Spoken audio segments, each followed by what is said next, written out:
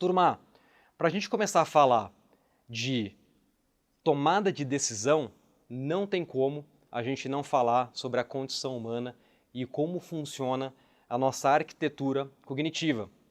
E a gente precisa começar falando sobre o orquestrador de tudo isso, que é um órgão chamado cérebro.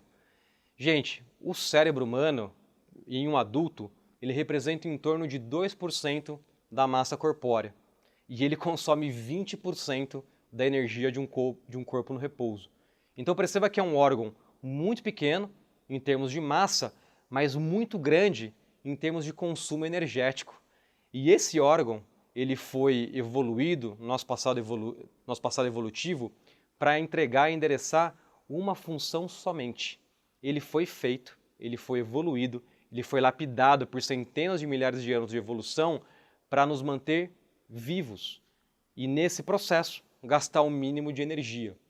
E vocês já vão entender por que isso é importante.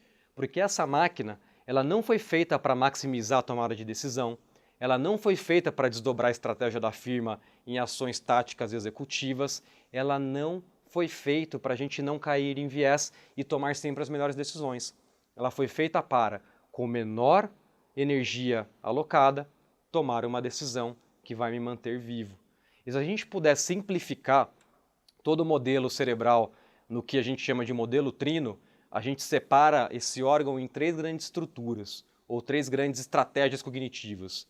O neocórtex, que é a parte mais exterior do nosso cérebro, e é, evolutivamente falando, a parte mais nova, que é aquela que é responsável pela razão.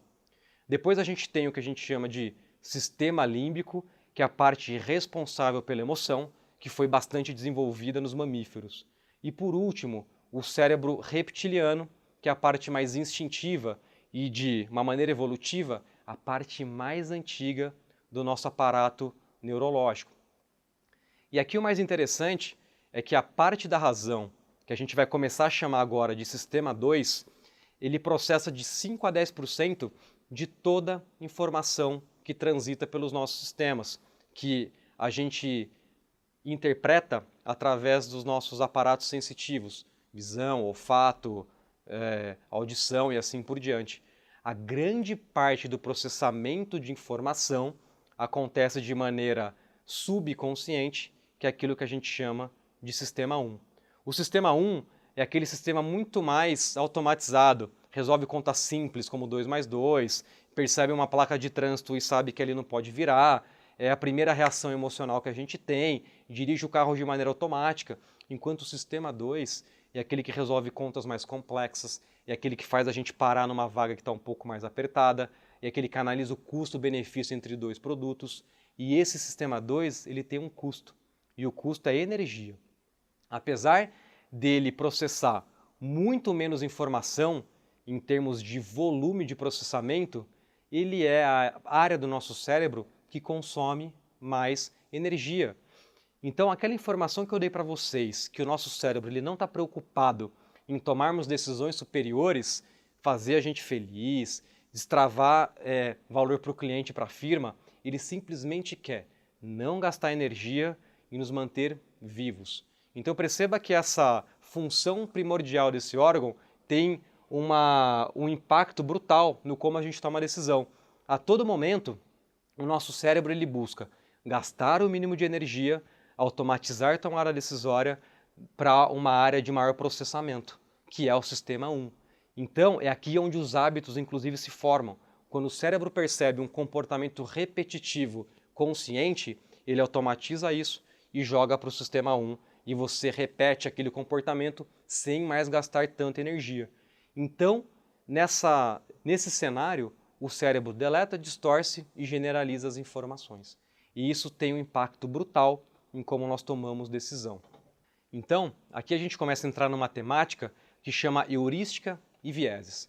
E para a gente explicar o que isso significa, a gente tem um rápido teste de reflexo cognitivo para vocês. Olha só, eu vou te dar a informação de que um taco e uma bola custa $1,10. E as informações adicionais são as seguintes. A bola e o taco custam $1,10, o taco custa $1 a mais do que a bola, quanto custa a bola? Se você respondeu de maneira rápida e intuitiva, provavelmente você trouxe que a bola custa 10 centavos e o taco custa $1. Mas isso vai de encontro com uma das premissas, que o taco custa $1 a mais do que a bola. Nesse cenário, a bola teria que custar 0 e, por definição, o conjunto ia custar 1. Então não é a resposta certa. A resposta certa é: o taco custa 1,5 e a bola custa 5 centavos. Gente, quem fez uma mera conta de cheque, colocou sua cognição, é um problema muito simples, conseguiu resolver de maneira correta. Quem fez a resposta de maneira automática, provavelmente respondeu que o taco deveria custar $1. Então perceba que o nosso cérebro a toda hora busca padrões para responder um negócio rápido. E esse é o desafio quando a gente leva para a complexidade dos dados que a gente transita no mundo exponencial de hoje. Esse aqui é um problema muito simples. E mesmo assim, geralmente, metade dos participantes tendem a responder errado. E isso significa, isso é um reflexo, na verdade, brutal do que a gente chama de heurística e vieses. O que significa isso? A todo momento, como nós trouxemos, o nosso cérebro busca automatizar a tomada de decisão para gastar o mínimo de energia possível.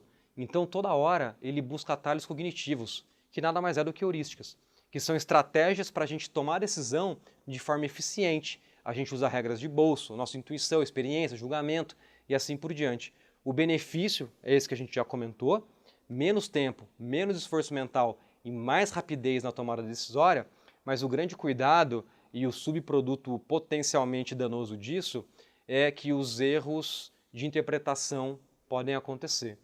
E esses erros de interpretação, dado a heurísticas mal utilizadas, chamam-se vieses, que é justamente a distorção de como a gente percebe e interpreta a realidade para a gente tomar a decisão.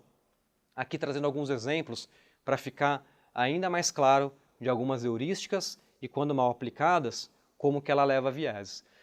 Tem uma regra, uma estratégia, um atalho cognitivo que chama heurística da disponibilidade, que é o seguinte: a gente busca explicar o todo através das partes. Então a gente busca interpretar algo com o primeiro exemplo que vem à nossa mente. Então a gente tem um pool de informações e a gente só lembra de parte dela. O risco dessa regra é que a gente pode cair no famoso viés da confirmação, que a gente já trouxe aqui, que é quando você e eu temos uma visão muito feita do mundo e a gente só busca evidências para corroborar aquela visão e a gente deleta todo o resto. Isso é um risco no mundo exponencial e de produtos de inteligência artificial.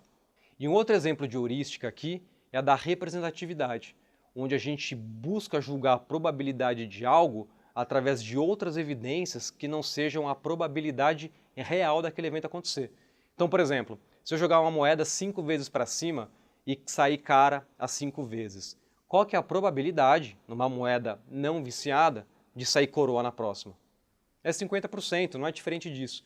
E isso leva a um viés, que é o viés do jogador, que para quem já foi em cassino, já jogou na roleta, já viu que tem alguns jogadores que têm a estratégia de esperar que a roleta saia diversas vezes a mesma cor, seja preto, seja vermelho, para depois apostar no contrário.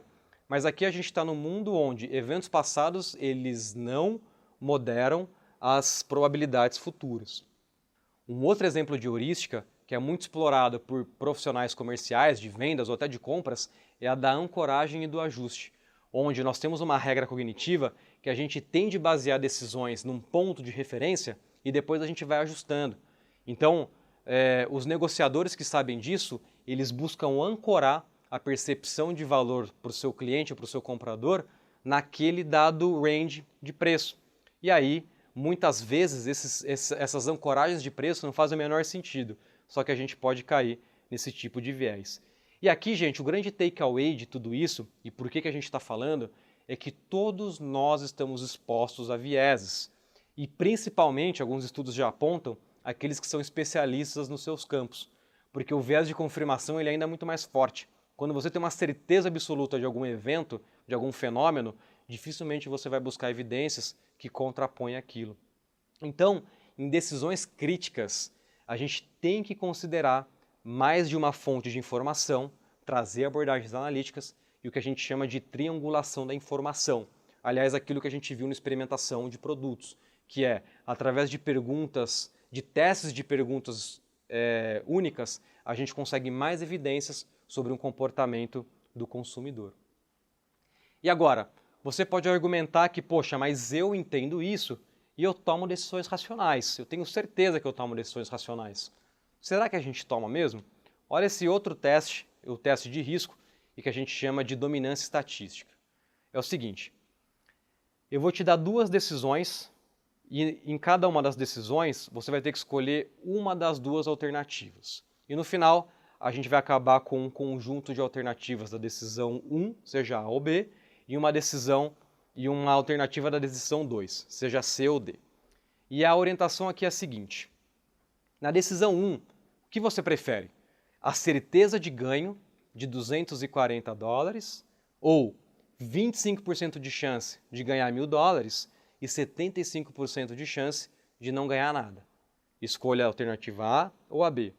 E aí, em seguida, você vai tomar a decisão 2, que é o seguinte, você prefere a certeza de perda de $750 ou 75% de chance de perder 1.000 e 25% de não perder nada.